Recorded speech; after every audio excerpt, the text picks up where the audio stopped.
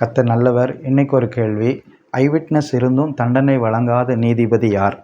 அதற்கு ஒரே பதில் ஆண்டவராகிய இயேசு கிறிஸ்து மட்டும்தாங்க. அதற்கு ஆதாரமாக ஒரு வசனம், யோவான் 8ஆம் அதிகாரம் 11வது வசனம். இயேசு அவளை நோக்கி, நானும் உன்னை ஆக்கினைக்குள்ளாக தீர்க்கிறதில்லை, நீ போ, இனி பாவம் செய்யாதே என்றார். இந்த உலகம் எப்படிப்பட்டதுன்னா, உலகத்தில் ஒரு மனிதனை குறித்து பார்க்கணுன்னு அவசியம் இல்லை, கேள்விப்பட்டாலே போதும் நியாயம் தீர்த்துருவாங்க. எனக்கு தெரியும், அவனா பேசியிருப்பான், அவன் அப்படி நினச்சிருப்பான், அவன் தானே பண்ணியிருப்பான், உடனே நியாயம் தீர்த்துருவாங்க. உலகத்தில் அப்படித்தான். ஆனால் ஏசப்பா கிட்ட இந்த ஸ்திரீ என்ன போட்டிருக்குன்னா, கையும் மெய்யுமா பிடிக்கப்பட்ட ஸ்திரீ. அப்படி தான் வசனம் போட்டிருக்கு. கையும் மெய்யுமா பிடிச்சி ஏசப்பாவுக்கு முன்னால் கொண்டு வந்து நிறுத்துறாங்க. அப்போ அவங்கள பார்த்து ஏசப்பா சொல்கிறார், உங்களில் தப்பே செய்யாதவன், பாவமே செய்யாதவன் கல்லை எறிங்க அப்படிங்கிறாங்க. யாராலையும் முடியலைங்க, எல்லாரும் பின்வாங்கி போயிட்டாங்க.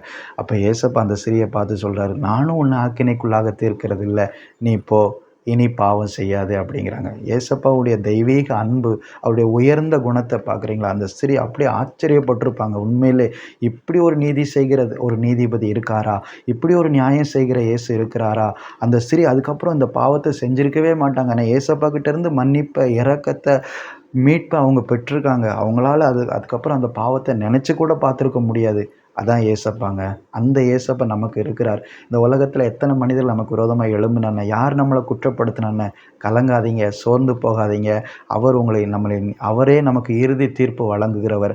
அவரே நம்மை நியாய தீர்ப்புக்குள்ளே கொண்டு போகிறவர். அவருக்கு பிரியமாக நம்ம வாழ்வோம். அவருடைய பார்வையில் பரிசுத்தமாக வாழ்வோம். இனி பாவம் செய்யாதபடிக்கு பரிசுத்தமாக வாழ நம்ம முயற்சி பண்ணுவோம். நமக்கு உதவி செய்வார்.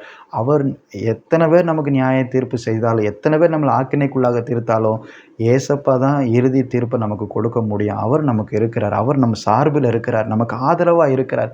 நீங்கள் கலங்காதீங்க. அவர் உங்களை வாழ வைப்பார். God bless you. ஆமென்.